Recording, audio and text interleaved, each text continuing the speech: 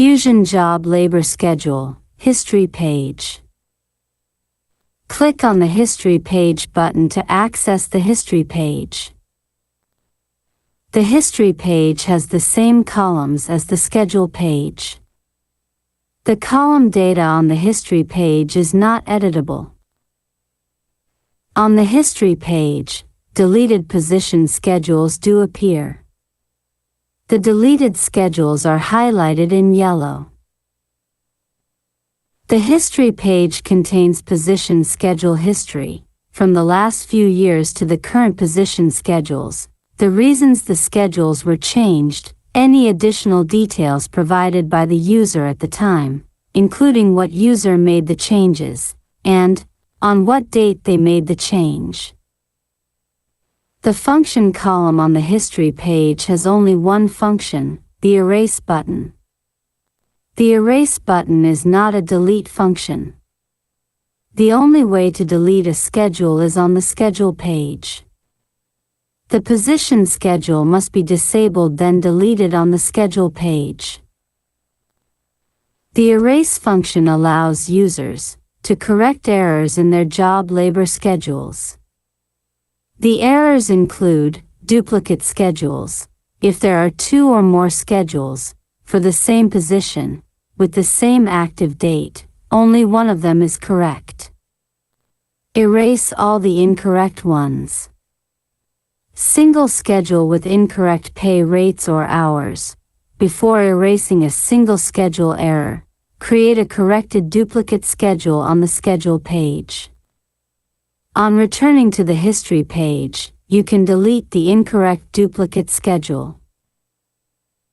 The active date of every schedule edit is the end date of the previous schedule. If you do not replace the erased single schedule, you create a hole in the job labor calculation for the duration of the erased single schedule. The Erase function, duplicate position schedules. Situations where the same position has two or more schedules, with the same active date, are considered duplicate position schedules. Only one of these schedules is correct. Click on the Erase function for every position schedule active on the same date that is incorrect. Filtering positions on the History page. Similar to viewing all historical positions on the Schedule page, click on the History page position description. This will assist in finding duplicate position schedules. Any other duplicates, where the positions have the same active date, only one of them is correct. Erase the incorrect schedules. The History page labor summary. This labor summary section is used by the allocate calculation procedure to calculate period labor cost and labor hours for the entire budget or forecast fiscal year. Using the operating day schedule, in tandem with the History page labor summary, will provide all the data required for the allocate calculation. To view History page labor summary totals on specific active dates, click on the specific date of any position schedule. The labor summary section will highlight the total schedule cost and hours as at the specific date you selected. Schedule page and History page grid scrolling.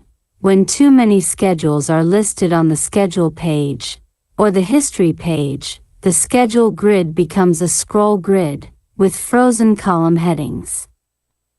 Scrolling inside the grid requires page focus inside the grid. To scroll outside the grid, page focus must be outside the grid.